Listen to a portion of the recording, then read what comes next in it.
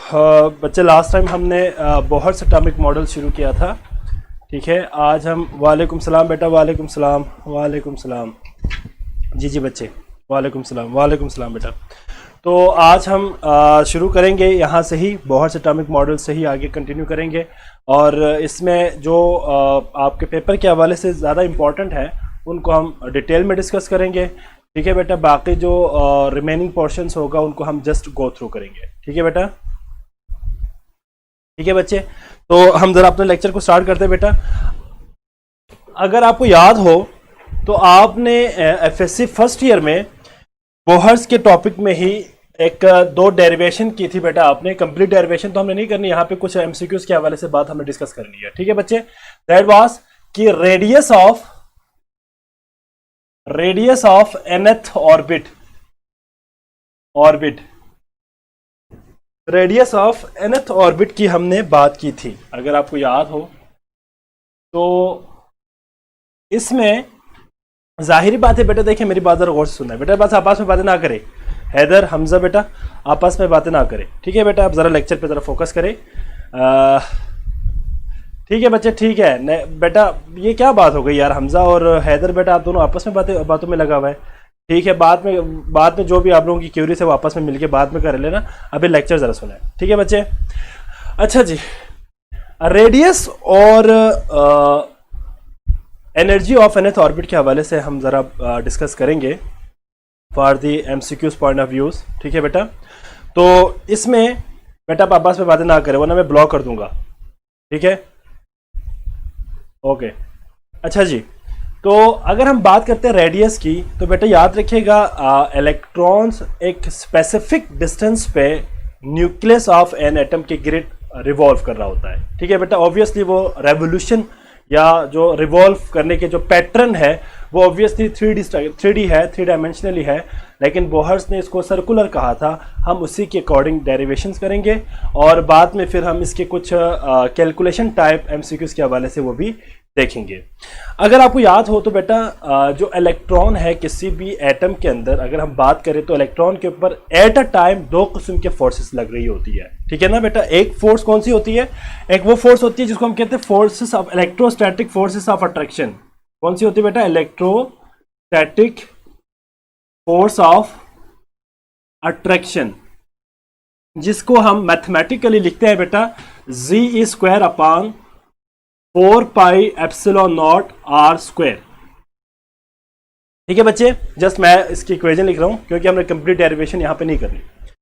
तो बेटा याद रखिएगा, देखिए फॉर एग्जांपल ये आपके पास ये रेड कलर में मैं आपको न्यूक्लियस दिखा रहा हूं, ये इलेक्ट्रॉन है। ठीक है, अब जाहिर बात है ये इलेक्ट्रॉन सर्कुलर पाथ में इस न्यूक्लियस के गिर्द क्या कर रहा है बेटा, रिवॉल्व कर रहा है।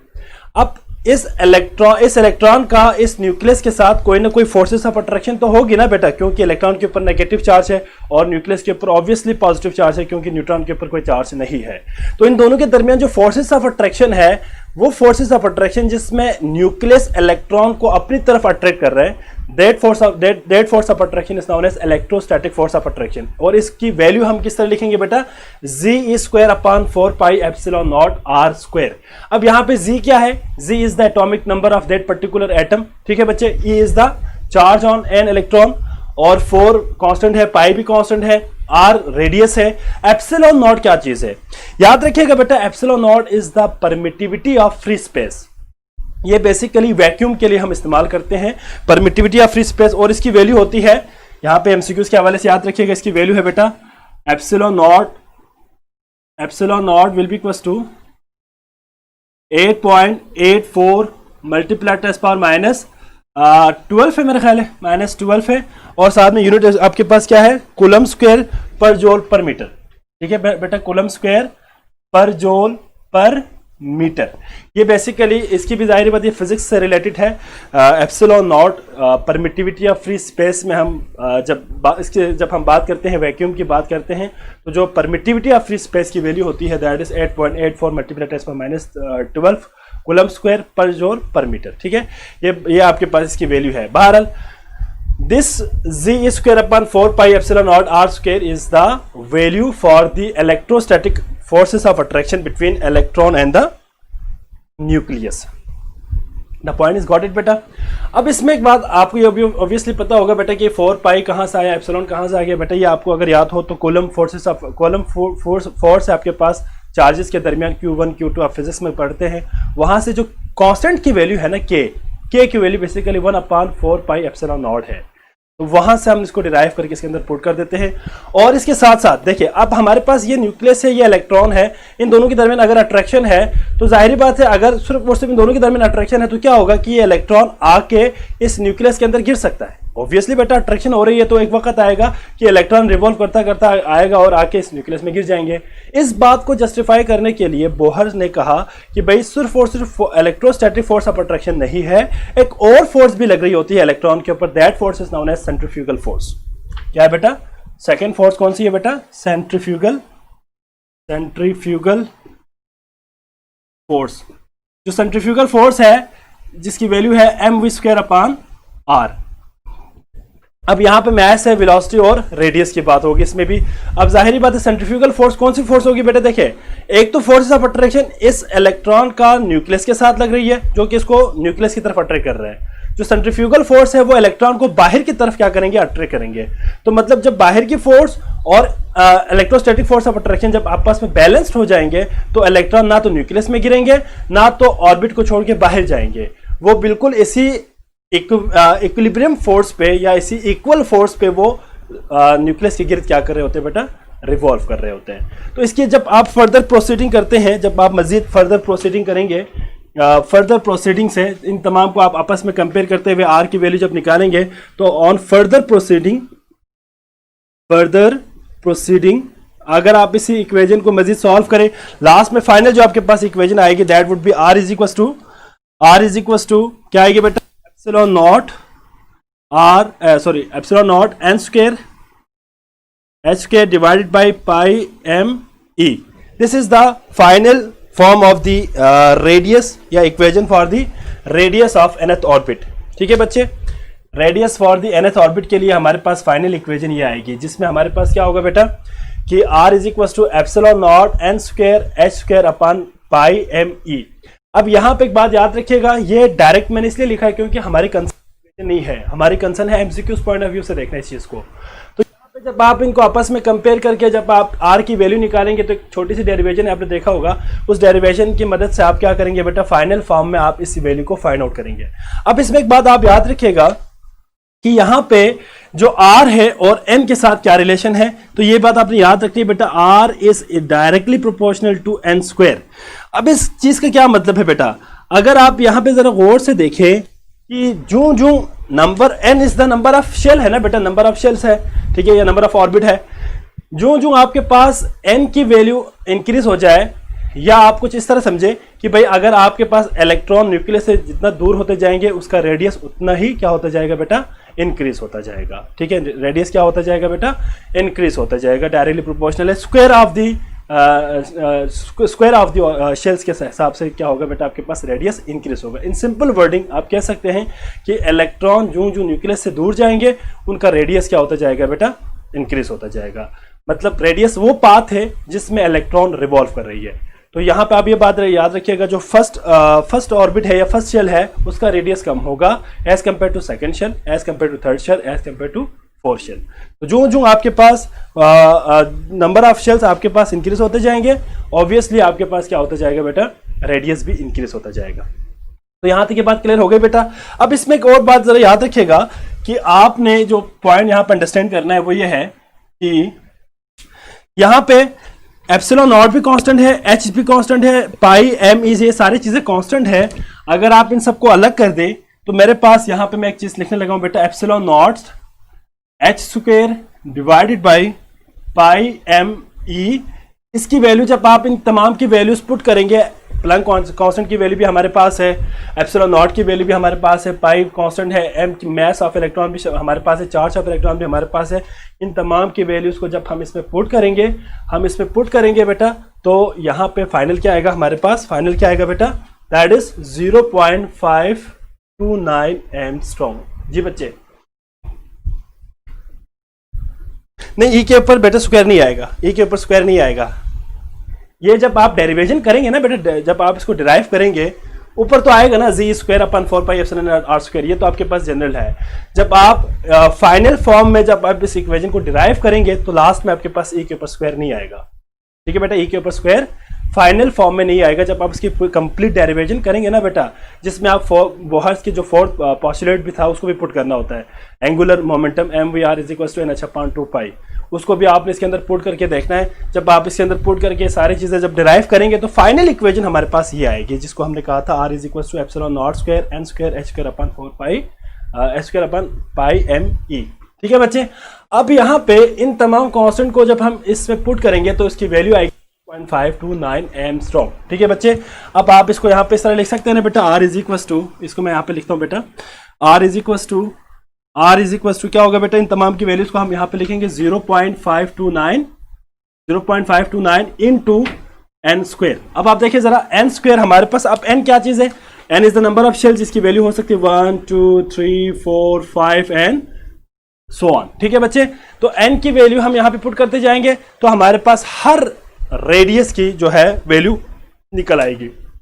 और याद रखिएगा ये जो वैल्यूज है ये हाइड्रोजन के लिए है। ठीक है बेटा, ये किसके लिए है, हाइड्रोजन के लिए। अगर आपको याद हो तो हमने लास्ट टाइम कुछ objections of Bohr's atomic model में ये बात डिस्कस की थी बेटा कि Bohr's atomic model poly electronic system को एक्सप्लेन नहीं कर सकती है। पॉली इलेक्ट्रॉनिक सिस्टम से क्या मुराद है बेटा, वो एटम जिसके अंदर एक से ज्यादा इलेक्ट्रॉन हो उसके बिहेवियर को हम यहाँ पे एक्सप्लेन नहीं कर सकते अकॉर्डिंग टू बोहर्स। ठीक है बच्चे, बोहर्स के अकॉर्डिंग हम इसको एक्सप्लेन नहीं कर सकते, इसलिए यहाँ पे जो हम एग्जांपल यहाँ पे ले रहे हैं दैट इज फॉर हाइड्रोजन, इसके लिए है हाइड्रोजन के लिए, इसलिए मैंने यहाँ पे जी को खत्म कर दिया, जी = 1 कर दिया हुआ है। जब आप इक्वेशन को डिराइव करेंगे तो वहां पे आपने देखा होगा कि जी = 1 कर देते हैं। ठीक है बच्चे, हाँ जी। अब आप आर की वैल्यूज पुट करते जाए, जरा देखें आर की वैल्यूज पुट करें बेटा जरा, तो हमारे पास अगर हम एन की वैल्यू 1 पुट करें तो R1 की वैल्यू क्या होगी बेटा, R1 की वैल्यू अगर आप देखें 0.529 मल्टीप्लाई बाई 1 का स्क्वायर 1 ही आएगा, ऐसा ही है ना बेटा। तो R1 क्या आएगा 0.529 आएगा। ठीक है बेटा, एंगस्ट्रॉम में आएगा इसकी वैल्यू ऑब्वियसली। इसी तरह बाकियों की भी हम अगर वैल्यूज यहाँ पे कैलकुलेट करें तो एमसीक्यूज पॉइंट ऑफ व्यू से आप इसको just MCQs point of view से आप याद रखेंगे, n² की वैल्यू पुट करें, इसी तरह आप 3 पुट करें, 4 पुट करें, 5 पुट करें, इसी तरह हमारे पास कुछ वैल्यूज में यहाँ पे लिखने लगा हूँ। अगर हमारे पास n = 2 हो, सेकंड शेल की बात करें तो सेकंड शेल के लिए रेडियस क्या होगा बेटा, हाँ जी 2 का स्क्वायर 4 मल्टीप्लाई बाई 0.529, तो इसका आंसर आएगा 2.11 एंगस्ट्रॉम। इसी तरह R3 के लिए हम फाइंड कर सकते हैं, R3 के लिए हम क्या करेंगे 3 का स्क्वायर लेंगे, 3 का स्क्वायर आपके पास क्या होगा बेटा, 3 का स्क्वायर क्या होगा बेटा, 3 3 हाँ जी जी बेटा हाइड्रोजन के लिए अफान बेटा this value is for hydrogen, सिर्फ हाइड्रोजन के लिए है। इसलिए मैंने आपको कहा था कि बोहर ने एक्सपेरिमेंट ही हाइड्रोजन के ऊपर किया था। ठीक है, और इसके बाद भी उसने ये भी कहा कि भाई दिस होल डेरिवेशन या this whole concept is all about mono electronic system. अगर हम बात करते हैं लिथियम की, तो लिथियम हमारे पास 3 इलेक्ट्रॉन है, 3 में से 2 इलेक्ट्रॉन लॉस कर दें, 1 इलेक्ट्रॉन रहे, Li+2 हो जाए तो इसके लिए एप्लीकेबल होगा। बेरिलियम की बात करें, अगर आप बेरिलियम के अंदर आपके पास 4 इलेक्ट्रॉन है, 4 में से वो 3 इलेक्ट्रॉन लॉस कर दे, 1 इलेक्ट्रॉन अगर उसके अंदर मौजूद हो तो उसके लिए एप्लीकेबल होगा। Mean to say in simple wording the whole derivation and whole concept of the Bohr atomic model is only applicable for the mono electronic system, not for poly electronic system. जो poly electronic system है जिसमें 1 से ज़्यादा electron हो उसके लिए ये applicable नहीं है, यही तो इसकी लिमिटेशन थी। ठीक है, इसके बाद फर्दर बाद में इसके अंदर मॉडिफिकेशन आ गई, आगे हाइजेनबर्ग आएगा। ठीक है बेटा, डी ब्रॉगली ने कुछ अपना कॉन्सेप्ट दिया था, एक्सरे के हवाले से हम कुछ बातें करेंगे, मोजलेस ने क्या किया था। ठीक है बच्चे, एंड सो ऑन। ए ही क्यों रेडियस का यूनिट एंगस्ट्रॉम। बेटा आप देखिए यहाँ पे हमारे पास जो सबसे बेस्ट है ना, देखिए मैंने आपको लास्ट टाइम भी कहा था कि आप कोई भी ले सकते हैं, आप एंगस्ट्रॉम में ले सकते हैं, आप मीटर में रख सकते हैं, आप उसको नैनोमीटर में, पिकोमीटर में, लेकिन जो हमारे पास मोर ऑथेंटिक और एटम के हवाले से अगर जब हम बात करेंगे ना बेटा, अगर आपको याद हो तो हमने रेडियस ऑफ एन एटम और डायमीटर ऑफ एन एटम की जब हमने बात की थी तो मैंने आपको कहा था, शायद आपको फर्स्ट लेक्चर मैंने नहीं लिया था, मैंने 3rd लेक्चर से मैंने लिया था। फर्स्ट 2 लेक्चर्स में ये बातें करनी होती है जिसमें एटम के जो साइज है ना, अगर हम एक एटम के साइज की बात करें, रेडियस की बात करें या उसके हम डायमीटर की अगर हम बात करें किसी भी एटम की, तो बेटा द रेडियस या diameter of an atom is 0.2 angstrom. Sorry 0.2 nanometer, या हम इसको सिंपल 2 एंगस्ट्रॉम कह सकते हैं। इसलिए क्योंकि मैंने आपको पहले भी कहा कि ये तमाम प्रीफिक्सेस आपस में इंटर कन्वर्टेबल है, ये आपस में कन्वर्ट हो सकते हैं। ऐसा ही है ना बच्चे, हम इनको आपस में कन्वर्ट कर सकते हैं। देखिए मैंने आपको लास्ट टाइम भी कहा था कि भाई हम नैनोमीटर में भी रख सकते हैं, पिकोमीटर में भी रख सकते हैं, एंगस्ट्रॉम में भी रख सकते हैं, मीटर में भी रख सकते हैं, ठीक है, but it's up to you. और यहाँ पे जो एटम के हवाले से जो सबसे ऑथेंटिक यूनिट हमारे लिए, जो सबसे जिसको हम कहते हैं ना मैच करे, या जो सबसे फिजिबल यूनिट होगा, that would B angstrom. Angstrom हम एटम के लिए इस्तेमाल इसलिए करते हैं क्योंकि angstrom is very small unit, और एटम आपको वैसे भी पता है कि वेरी स्मॉलेस्ट पार्टिकल है, देयरफॉर हम इसके लिए इसको अप्लाई कर सकते हैं। ठीक है बेटा, एंगस्ट्रॉम हम इसको इस्तेमाल करेंगे। जी बच्चे, तो यहाँ पे ये बात जो मैंने आपको डिस्कस किया बेटा कि ये ठीक, ये क्लियर हो गया बेटा। अब आपके पास R3 के लिए क्या वैल्यू होगी बेटा? R3 के लिए अगर हम इसका स्क्वायर ले लेंगे 3 के लिए तो 4.3 और आई थिंक सो 4.75 एंगस्ट्रॉम आएंगे। अब आप देखें जो हमारे पास न्यूक्लियस से दूर होता जा रहा है इलेक्ट्रॉन, तो पहले आपके पास 0.529 था, अब 2.11 हो गया, अब 4.75 हो गया, एंड सो ऑन। इसी तरह आपके पास जो न्यूक्लियस से इलेक्ट्रॉन दूर होता जाएगा, उसका जो रेडियस है वो क्या होगा बेटा? इंक्रीज होगा। अब यहाँ पे एक इंपॉर्टेंट पॉइंट आपने एमसीक्यूज के हवाले से याद रखनी है बेटा।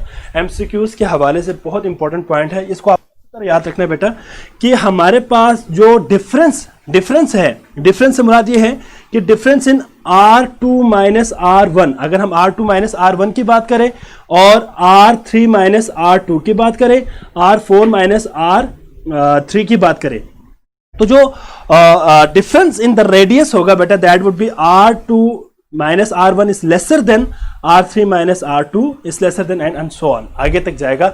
मतलब ये है कि इन सिंपल वर्डिंग जो रेडियस है किसी भी एटम के अंदर, जो रेडियस होगा जहां पे इलेक्ट्रॉन रिवॉल्व कर रहा है, वो कभी भी इक्वली डिस्ट्रीब्यूट नहीं होगा। इक्वली डिस्ट्रीब्यूट नहीं होने का मतलब ये है कि आपके पास देखें ना, यहाँ पे स्क्वायर के हिसाब से जा रहा है, जो n है वो स्क्वायर के हिसाब से जा रहा है ना बेटा, तो आपके पास जो इक्वली, फॉर एग्जाम्पल अगर हम बात करते हैं फर्स्ट रेडियस की, तो अगर हम फर्स्ट से कंपेयर करें सेकेंड को, तो सेकेंड जो है वो फर्स्ट से क्या होगा बेटा? 4 टाइम अवे होगा, 4 टाइम अवे। समझ आ गया ना? 4 टाइम मतलब यहां पे देखिए स्क्वायर के हिसाब से है, तो अगर आप 2 का स्क्वायर ले तो क्या होगा? 2 का स्क्वायर हो जाएगा 4। तो मतलब आपके पास जो सेकेंड ऑर्बिट है वो फर्स्ट के निस्बत क्या होगा? 4 टाइम अवे चला जाएगा। मिसाल के तौर पर न्यूक्लियस से फर्स्ट ऑर्बिट के दरमियान जो डिस्टेंस था वो 0.529 एंगस्ट्रॉम था, लेकिन इसके बाद जो नेक्स्ट ऑर्बिट आएगा वो इसी के बराबर इक्वल नहीं हो सकता। वो क्या होगा बेटा? फर्स्ट रेडियस से 4 टाइम अवे चला जाएगा। इसी तरह अगर हम थर्ड की बात करें तो थर्ड आपके पास और ज्यादा आगे चले जाएंगे, 9 टाइम आगे चले जाएंगे। ठीक है बेटा, आप जो है 3 का स्क्वायर ले लें तो वो आगे चले जाएगा। इसी तरह आपके पास मीन टू से कि जो हमारे पास रेडियस है, radius is not equally distributed, ये इक्वली डिस्ट्रीब्यूट नहीं है। मतलब आपके पास इनके अंदर n के स्क्वायर के हिसाब से डिस्ट्रीब्यूशन है, n के स्क्वायर के हिसाब से डिस्ट्रीब्यूशन है।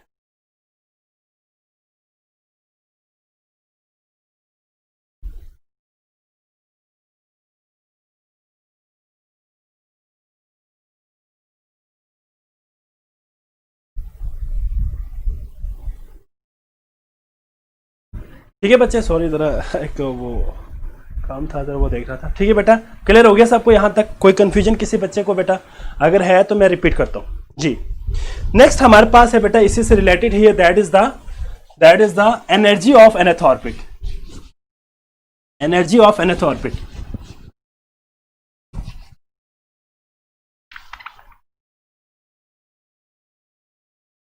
Energy of nth orbit.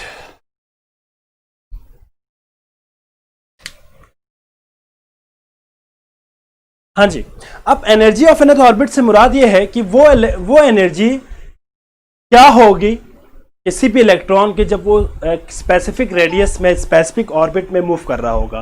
मिसाल के तौर पर फर्स्ट ऑर्बिट में है या फर्स्ट शेल में है तो उसकी क्या एनर्जी होगी, सेकंड में है तो क्या एनर्जी होगी, थर्ड में है तो क्या एनर्जी होगी। अगर आपको याद हो किसी भी सब्सटेंस की, किसी भी एटम की अगर हम एनर्जी के हवाले से बात करें तो जो टोटल एनर्जी होती है बेटा, टोटल एनर्जी जिसको हम ई टोटल कहेंगे, that would be equal to energy of kinetic energy plus energy of potential energy. मतलब आप कह सकते हैं कि जो टोटल एनर्जी होगी वो काइनेटिक एनर्जी और पोटेंशियल एनर्जी का सम होगा। जब आप इन दोनों को आपस में प्लस करेंगे तो जो एनर्जी की वैल्यू आएगी that would be the total energy of that particular atom. अब आपको पता है कि काइनेटिक एनर्जी आपको पता है 1/2 mv² के हिसाब से हम लेते हैं, 1/2 mv² है, और पोटेंशियल एनर्जी को ऑब्वियसली g²/4πε0r हम ले लेते हैं। जब इन तमाम को आप सॉल्व करेंगे तो फाइनल आपके पास जो इक्वेशन आएगी that would be En, energy of nth orbit will be equal to, हाँ जी बेटा, इसके लिए इसकी वैल्यू होगी माइनस me² या 4 है, सॉरी 4 है, me4 डिवाइडेड बाय आपके पास इसके लिए आएगा बेटा 8ε0² n²h², ठीक है बच्चे। और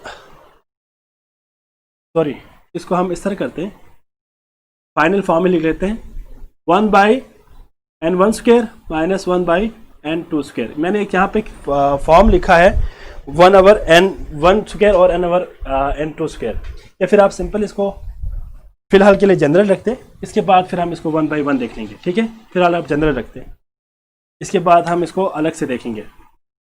पहले हम जनरल के लिए, के बाद फिर n1 n2 और n3 के लिए करते जाएंगे, वो फिर डिफरेंट होता जाएगा। इसमें यह है कि इस इक्वेशन को मैं आपको ज़रा वैसे एलिब्रेट करता हूँ कि कैसे आपने करना होता है।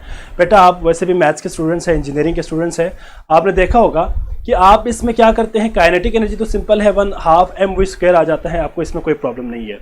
लेकिन जो पोटेंशियल एनर्जी है उसको फाइंड करने के लिए आप क्या करते हैं बेटा, आप सपोज करते हैं कि इलेक्ट्रॉन एक इन्फिनिटी पे है, और इन्फिनिटी से जब आपने उसको रेडियस r में लेके आया तो आपने उसके ऊपर वर्क डन किया, वो बेसिकली पोटेंशियल एनर्जी है, उसको आपने फाइंड करना होता है। इसके लिए आप क्या करते हैं बेटा, आप सिंपल इसकी इंटीग्रेशन करते हैं। आपने देखा होगा ना g²/4πε0r² की आप इंटीग्रेशन करते हैं। इंटीग्रेशन करने के बाद फिर आपके पास जो है दो लिमिट्स होते हैं, एक इन्फिनिटी और एक रेडियस r के दरमियान आप रखिए उसकी, आप क्या करते हैं इंटीग्रेशन करते हैं। इंटीग्रेशन के बाद फाइनल में जब आप इसके ऊपर लिमिट अप्लाई करेंगे, upper limit minus lower limit करके, लास्ट में फाइनल आपके पास जो इक्वेशन आएगी that would be En is equal to, En से मुराद क्या है, energy of nth orbit will be equal to minus me4/8ε0h² into 1/n²। यहाँ पे भी आपके पास क्या है बेटा, यहाँ पे भी एक सिंपल बात यह है कि जो E है, एनर्जी है, that is inversely proportional to n²। Radius में क्या था, n² के साथ डायरेक्टली प्रोपोर्शनल था, और एनर्जी में क्या है बेटा आपके पास n² के लिए n² के साथ इनवर्सली प्रोपोर्शनल है। मीन टू से, ये MCQs के हवाले से इंपॉर्टेंट है बेटा, मैं साथ साथ बता रहा हूँ। जो इलेक्ट्रॉन न्यूक्लियस से दूर होता जाएगा बेटा, उसकी एनर्जी बढ़ती जाएगी। बात क्लियर हो गई बेटा। इलेक्ट्रॉन न्यूक्लियस के करीब जो इलेक्ट्रॉन है उसकी एनर्जी कम होगी, जो न्यूक्लियस से दूर होगा इलेक्ट्रॉन उसकी एनर्जी इंक्रीज होती जाएगी, ठीक है बेटा। मेन टू से यही है, simple, number of shells increase होते जाएंगे, एनर्जी आपके पास क्या हो जाएगी बेटा, सॉरी जो एनर्जी है रेडियस के हिसाब से क्या होते जाएंगे आपके पास, इंक्रीज होती जाएगी, ठीक है बेटा। इसमें आपके पास उन्होंने कुछ वैल्यूज फाइंड किया हुआ है, उसको हम जरा यहाँ पे लिखते हैं बेटा, दैट इज, अगर हम इसकी भी बात करें, ये कांस्टेंट वैल्यूज है बेटा, इनकी वैल्यूज आपने याद रखनी है। वैसे इसमें आपके पास minus me4 divided by 8ε0 ε0²h², जब इन तमाम की वैल्यूज पुट करेंगे तो फाइनल आपके पास जो वैल्यू आएगी दैट इज -2.187 मल्टीप्लाई 10⁻18, 10 आपके पास क्या आएगा बेटा, -18 जूल पर एटम, ठीक है बेटा, जूल पर एटम,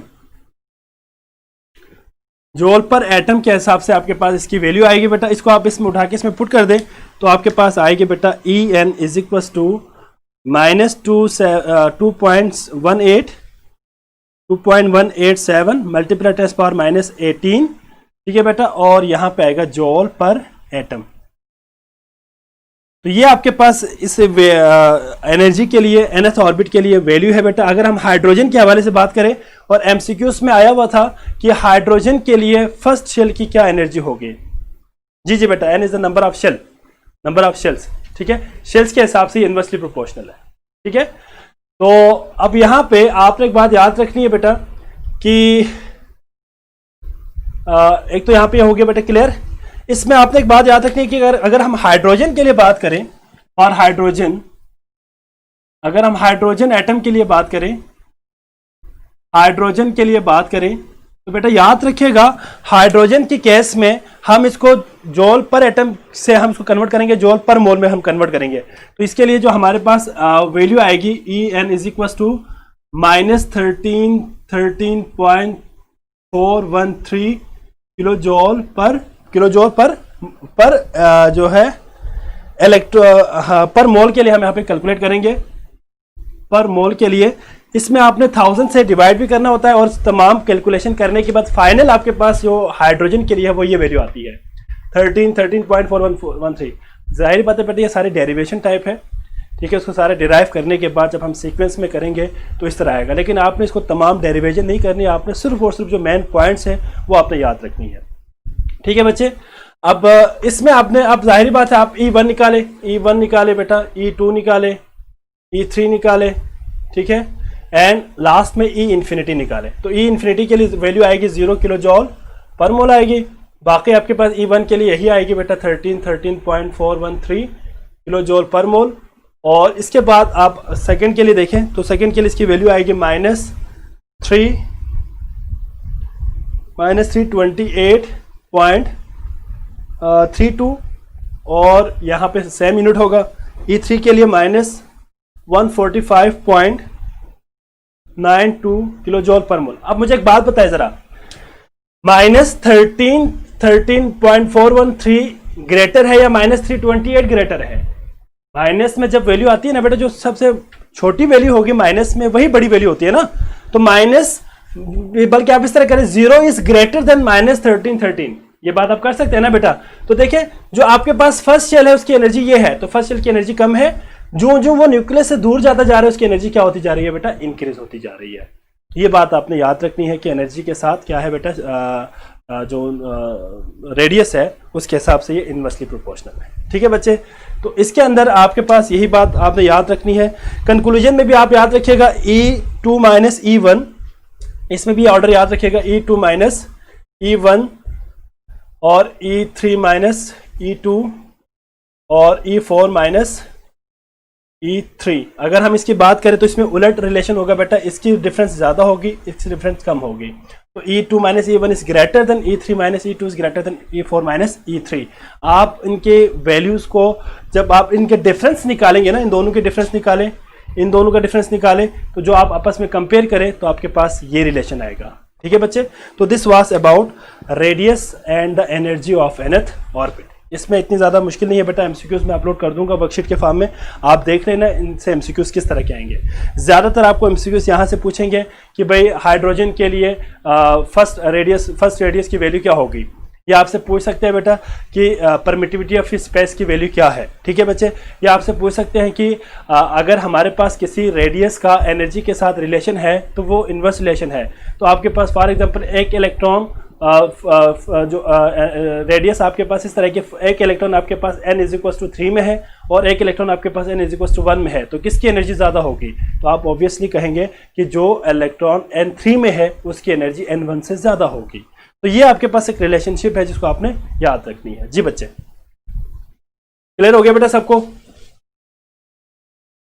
किसी का कोई सवाल बेटा इसमें? Any question about this? तो बता दें मुझे, अगर किसी का सवाल है तो मुझे बता दे बेटा, ताकि मैं इसको वाइंड अप करूं। इसके बाद नेक्स्ट टॉपिक आपका आएगा बेटा, दैट इज स्पेक्ट्रम। इसको भी हम शॉर्टली देखना है बेटा, स्पेक्ट्रम क्या चीज है। देखिए बच्चे, आपको पता होना चाहिए spectrum is the visual display और the dispersion of the white light when pass through a prism. अगर आप किसी प्रिज्म से व्हाइट लाइट को पास कर देते हैं तो उन व्हाइट लाइट की जो कंपोनेंट्स है वो अलग अलग डिस्पर्स हो जाते हैं कलर्ड फॉर्म में, ठीक है बेटा, कलर्ड फॉर्म में। इसी को हम स्पेक्ट्रम कहते हैं। स्पेक्ट्रम हमारे पास दो किस्म के होते हैं बेटा। ये बेसिकली मैं आप सिंपल यहां पे कर देता हूं, विजुअल डिस्प्ले। विजुअल डिस्प्ले,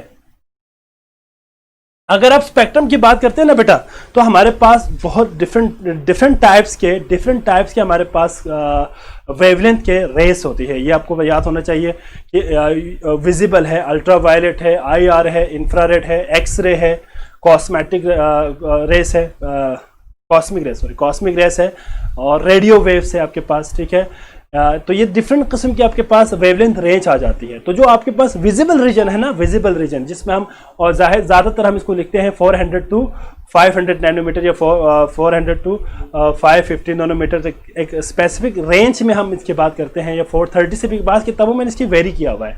मतलब इसी 4 से 500 के दरमियान जो वेवलेंथ है उन टाइप की रेडिएशन को हम देख सकते हैं, विजिबल है हमारे लिए, कलर फॉर्म में नजर आता है। इनसे कम या इनसे ज़्यादा वेवलेंथ हमें नज़र नहीं आती। लाइक अगर हम IR की बात करें तो जो आप जो उसमें टेलीविज़न के लिए आप रिमोट इस्तेमाल करते हैं उसके अंदर IR होते हैं। सिमिलरली ओवन के अंदर आप IR या अल्ट्रावायलेट रेडिएशन इस्तेमाल करते हैं, तो ये सारी रेडिएशन आपको नज़र नहीं आती क्योंकि इनकी वेवलेंथ या तो विजिबल से कम होती है या विजिबल से ज़्यादा हो सकती है। जब कम हो तब भी नज़र नहीं आएंगे, ज़्यादा हो तब भी नज़र नहीं आएंगे। तो पॉइंट इज गॉट इट बेटा, ठीक है। तो यहाँ पे आपके पास ये विजिबल डिस्प्ले है। Spectrum is basically white light की एक विजिबल डिस्प्ले है, वाइट लाइट की, ठीक है बच्चे। इसमें आपके पास दो टाइप्स है, एक कंटिन्यूअस स्पेक्ट्रम है, एक लाइन स्पेक्ट्रम है। मैं वैसे इसको ओरल बता दूंगा, इसमें जाहिर बात है सारी जो है यहाँ पे चीज़ें लिखने की ज़रूरत नहीं है, ठीक है। जस्ट अगर यहाँ से ये इतना ज़्यादा इंपॉर्टेंट भी नहीं है, ऑब्वियसली पेपर के हवाले से जो टॉपिक इंपॉर्टेंट है मोस्ट, उनको मैं डिटेल लिखवा दूंगा। जो जिसमें से प्रोबेबिलिटी है आने की चांसेस है या नहीं है, उनको हम जस्ट गो थ्रू करेंगे, ठीक है बच्चे। तो हम इसको इस तरह से देखेंगे कि जो स्पेक्ट्रम है इसमें दो टाइप्स है, एक लाइन स्पेक्ट्रम है और एक कंटिन्यूअस स्पेक्ट्रम है। ये चीज़ें आपने जो है आपकी बुक में भी उन्होंने लिखा हुआ है, आप वहाँ पे पढ़ लेना। कोई प्रॉब्लम हो जाए तो आप मुझसे डिस्कस भी कर सकते हैं, ठीक है बच्चे। इसमें यह है कि जो कंटिन्यूअस स्पेक्ट्रम है उसमें आपके पास जो बाउंड्रीज है ना वो एक दूसरे के अंदर डिफ्यूज्ड है, लेकिन जो लाइन स्पेक्ट्रम है उसमें वो एक दूसरे के अंदर डिफ्यूज नहीं है, बल्कि वो अलग अलग मौजूद है, ठीक है बच्चे। जिसमें आपके पास एग्जांपल है रेनबो, कंटिन्यूअस स्पेक्ट्रम के लिए रेनबो आपके एग्जांपल है, आपके लिए एग्जांपल है। इसी तरह अगर हम एटम की फॉर्म में बात करें तो एटम्स में हमारे पास सोडियम की बात करें तो सोडियम हमारे पास 589 नैनोमीटर के ऊपर जो है वो दो लाइन अलग अलग लाइन स्पेक्ट्रम दे देती है। एक बात याद रखिएगा, continuous spectrum is the characteristic property of the matter in bulk quantity. जब मैटर ज्यादा क्वांटिटी में हो तो कंटिन्यूअस स्पेक्ट्रम देगा बेटा, और अगर हमारे पास बल्क क्वांटिटी में ना हो, एक सिंगल एटम की बात हो रही हो, तो वो हमेशा लाइन स्पेक्ट्रम देती है, ठीक है बेटा। तो ये आपने याद रखनी, इसमें इतनी ज्यादा रॉकेट साइंस नहीं है। इसके बाद आपके पास एटॉमिक एमिशन स्पेक्ट्रम है और एटॉमिक एब्जॉर्प्शन स्पेक्ट्रम है। एटॉमिक एमिशन स्पेक्ट्रम और एब्जॉर्प्शन स्पेक्ट्रम में डिफरेंस ही यही है कि एटॉमिक एमिशन स्पेक्ट्रम में क्या होगा कि फॉर एग्जांपल यहाँ पे मैं इसको जरा समझाने के लिए करता हूँ बेटा। यहाँ देखिए, लेट सपोज एक हमारे पास सब्सटेंस है जिसके पास फॉर एग्जांपल जो एटॉमिक फॉर्म है वो लेट सपोज मैं कह रहा हूँ कि इलेक्ट्रॉन यहाँ पे मौजूद है ग्राउंड स्टेट में, this is the ground state, और ये आपके पास एक्साइटेड स्टेट है, ठीक है बच्चे। जब इसके ऊपर लाइट पड़ेगी, इस इलेक्ट्रॉन के ऊपर लाइट पड़ेगी, ठीक है बच्चे, तो ये एनर्जी को एब्जॉर्ब करेंगे और ये मूव करेंगे कहाँ पे बेटा, एक्साइटेड स्टेट में चले जाएंगे। जब एक्साइटेड स्टेट से वापस दोबारा ग्राउंड स्टेट में आएंगे तो जो एनर्जी इसने यहाँ से एब्जॉर्ब किया था वही एनर्जी क्या करेंगे बेटा, वो एनर्जी इमिट करेंगे। ये जो एनर्जी यहाँ पे इमिट कर रहे हैं बेटा, दैट इज नोन एज जो एमिशंस है। जब ये जो रेडिएशन है, ये जो एनर्जी है, इसको आप स्पेक्ट्रोफोटोमीटर से जब स्टडी करेंगे तो आपके पास जो स्पेक्ट्रम आएंगे तो उसको हम एटॉमिक एमिशन स्पेक्ट्रम कहते हैं। एटॉमिक एब्जॉर्प्शन स्पेक्ट्रम क्या होगा बेटा, जब उसने जो इलेक्ट्रॉन यहाँ से जो रेडिएशन एब्जॉर्ब करके ग्राउंड से एक्साइटेड में चला गया है, that would be the absorption spectrum. तो ये बेसिकली इतनी ज्यादा रॉकेट्स इसमें कम्प्लेक्सिटी नहीं है। इलेक्ट्रॉन जब किसी सब्सटेंस के अंदर मौजूद जब एनर्जी एब्जॉर्ब करके हायर में जाएंगे, हायर से लोअर में आएंगे। एक बात आपने एमसीक्यूज के हवाले से याद रखनी है, एटॉमिक एमिशन स्पेक्ट्रम में इलेक्ट्रॉन हायर से लोअर में आते वक्त हमने जो रेडिएशन निकली है उसको स्पेक्ट्रोफोटोमीटर से स्टडी करके उसकी वैल्यू, उसकी जो स्पेक्ट्रम है उसको हम एमिशन स्पेक्ट्रम कहेंगे। और एटॉमिक एब्जॉर्प्शन में लोअर से हायर में इलेक्ट्रॉन जाते वक्त जो एनर्जी एब्जॉर्ब करेगी उसकी बेसिकली स्पेक्ट्रम है, ठीक है बेटा। एक में हमारे पास डार्क बैकग्राउंड और ब्राइट लाइन्स आएंगे और एक में हमारे पास डार्क लाइन और बैकग्राउंड हमारे पास ब्राइट आएंगे। तो ये सिंपल, इसमें इतना कोई ज़्यादा मुश्किल नहीं है, ठीक है बेटा। ये जो आपके पास एटॉमिक एमिशन स्पेक्ट्रम है उसमें कलर्ड लाइन आ जाते हैं, coloured line against the dark background, पीछे डार्क बैकग्राउंड होगा, सामने कलर्ड लाइन होंगे एमिशन स्पेक्ट्रम के अंदर। लेकिन जो आपका एब्जॉर्प्शन स्पेक्ट्रम है उसमें आपके पास क्या होगा बेटा, ब्राइट बैकग्राउंड होगा और डार्क आपके पास लाइंस होंगे, ठीक है बच्चे। एग्जांपल में आपके पास दोनों सोडियम के लिए है। सोडियम अगर मेटल को अगर हम एक्साइट करें सोडियम को तो ये 589 नैनोमीटर और 589.5 नैनोमीटर के क्या देते हैं बेटा, एटॉमिक एमिशन और एटॉमिक एब्जॉर्प्शन स्पेक्ट्रम देते हैं बेटा। ये एमसीक्यूज के हवाले से याद रखिएगा। सोडियम क्या देंगे बेटा, 589 और 589.5, ठीक है बच्चे। तो ये जरा आप लोगों ने याद रखनी, इसमें और कोई मुश्किल चीज नहीं है। ठीक है बच्चे, तो स्पेक्ट्रम भी हमने यहाँ पे क्लियर कर लिया बेटा। इसके बाद हाइड्रोजन स्पेक्ट्रम के हवाले से 2-3 बातें हैं, वो जरा मैं यहाँ पे ऐड करके फिर हम इसको लेक्चर को यहाँ पे वाइंड अप करेंगे बेटा। हाइड्रोजन स्पेक्ट्रम में यह है कि आपने देखा होगा बेटा, हाइड्रोजन स्पेक्ट्रम को अगर हम स्पेक्ट्रोफोटोमीटर से स्टडी करें तो हाइड्रोजन स्पेक्ट्रम के अंदर ये बात आपने याद रखनी है, बहुत इंपॉर्टेंट है बेटा, कि इसके अंदर कुछ सीरीज आ जाती है, जिसमें हमारे पास क्या है, लाइमन सीरीज है, लाइमन सीरीज है, बाल्मर सीरीज है, बाल्मर सीरीज है, पैस्कल सीरीज है, पैस्कल सीरीज है, पैस्कल सीरीज है, ब्रैकेट सीरीज है, ब्रैकेट सीरीज है बेटा, और last one is the P fund series या फंड सीरीज भी कहते हैं इसको। तो ये बेटा आपने सिर्फ और सिर्फ एमसीक्यूज के हवाले से इसमें आपने याद रखनी है कि लाइमन सीरीज कब बनेगी बेटा, लाइमन सीरीज तब बनेगी जब, यहां पे जरा गौर से देखना बेटा, एमसीक्यूज के हवाले से बड़ा इंपॉर्टेंट है, जब इलेक्ट्रॉन किसी भी हायर ऑर्बिट से, किसी भी हायर, मतलब हायर से मतलब क्या है बेटा, 2, 3, 4, 5 से n1 में आ जाए, तो जो ग्राउंड स्टेट होगा बेटा वो आपके पास क्या होगा, n = 1 ये होगा, और n2 के लिए वैल्यू क्या होगी बेटे, n2 के लिए वैल्यू होगी फ्रॉम 2, 3, 4, 5 एंड सो ऑन। ठीक है बच्चे, इसी तरह इसके लिए क्या होगी, n1 की वैल्यू 2 होगी और n2 की वैल्यू 3, 4, 5 एंड सो ऑन। इसी तरह n1 इसके लिए 5 से आगे स्टार्ट हो जाएंगे, इसके लिए 6 से आगे स्टार्ट हो जाएंगे। मीन टू से हायर ऑर्बिट से अगर ग्राउंड में आ जाए, n1 में आ जाए तो लाइमन सीरीज है। हायर से सेकंड ऑर्बिट में आने के बाद जो एनर्जी इमिट करेगी तो वो हमारे पास क्या होगा, बाल्मर सीरीज होगा बेटा, और Pascal series and bracket and P fund and so on. ठीक है बच्चे, एमसीक्यूज के हवाले से जो बात आपने याद रखनी है वो ये है कि लाइमन सीरीज की अगर हम बात करें तो लाइमन सीरीज में जो रेडिएशन प्रोड्यूस होंगे बेटा, उसकी जो रेंज है वो बेसिकली यूवी विजिबल किसमें होगा बेटा, यूवी में होगा बेटा, और इसमें आपके पास किसमें होगा बेटा, आई, इसमें आपके पास विजिबल, सॉरी बाल्मर आपके पास विजिबल में होगा, और बाकी तीनों आपके पास आईआर में होगा। ठीक है बच्चे, ये एमसीक्यूज के हवाले से याद रखिएगा कि अगर यूवी विजिबल की बात करें तो लाइमन सीरीज की जो रेंज है, वेवलेंथ रेंज है, वो अल्ट्रा वायलेट रेंज में आ जाएंगे बेटा, और जो बाल्मर सीरीज है वो विजिबल रेंज में आएगा, और बाकी तीनों आईआर रेंज में आएगा। ये बहुत इंपॉर्टेंट एमसीक्यूज भी है, आपसे पूछ सकते हैं कि the wavelength range of the Balmer series is in between, कहां पे आएगा बेटा, फ्रॉम किस में आएगा, इनविजिबल आएगा। ठीक है, तो ये आपने एमसीक्यूज के हवाले से याद रखनी है। एक इक्वेशन यहाँ पे उन्होंने दिया हुआ, इसको जरा आपने जस्ट इक्वेशन को याद रखिएगा बेटा, इसमें एक एमसीक्यूज आ रहा है उसको मैं बताना चाह रहा हूँ, -2.18 मल्टीप्लाई टेस्ट power -18 into 1/n1 square -1/n2 square. ठीक है बेटा, आगे जोल आएगा। ये बेसिकली किसके लिए होगा बेटा, ये एनर्जी होगी बेटा, उस रेडिएशन की एनर्जी होगी डेल्टा ई। अगर हम इसकी, आपने किया होगा ना बेटा कि फोटोन की आपने एनर्जी निकाली होगी, फ्रीक्वेंसी निकाली होगी, और लास्ट में वेव नंबर, इसके लिए एक छोटी सी डेरिवेशन आपकी बुक में दिया हुआ है। उसमें फाइनल जो इक्वेशन आपके पास एक इक्वेशन आ रही है, that is for wave number nu bar is equal to, इसके लिए वैल्यू है बेटा 1.0987। ठीक है बेटा, मल्टीप्लाई टेस्ट power 7 into 1/n1 square -1/n2 square per meter. बेटा याद रखिएगा, म्यू बार मीन्स की आपके पास जो वेव नंबर है उसके लिए यूनिट क्या होगा, पर मीटर होगा। जाहिर बात है ना, कल हमने बात की थी कि mu bar will be equal to reciprocal of wavelength, तो वेवलेंथ को हम मीटर से लिखते हैं, तो ये क्या होगा, mu bar is equal to 1/m, तो m ऊपर लेके जाएंगे तो पर मीटर आएगा।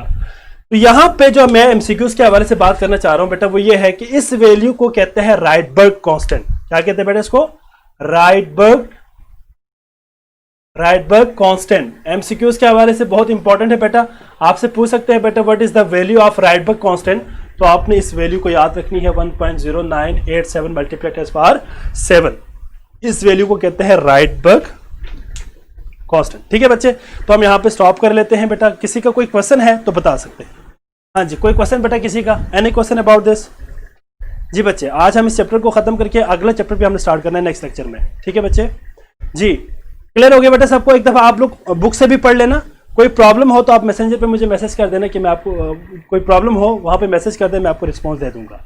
ठीक है बेटा, क्लियर है सबको? कोई प्रॉब्लम बेटा, किसी बच्चे को इसमें कोई प्रॉब्लम है तो बता सकते हैं। जी yes, any problem about this बेटा? ठीक है बच्चे, फिर हम नेक्स्ट लेक्चर में फिर मुलाकात करेंगे बेटा नेक्स्ट टॉपिक के साथ। अपना बहुत ख्याल रखिएगा बेटा, अल्लाह हाफिज़।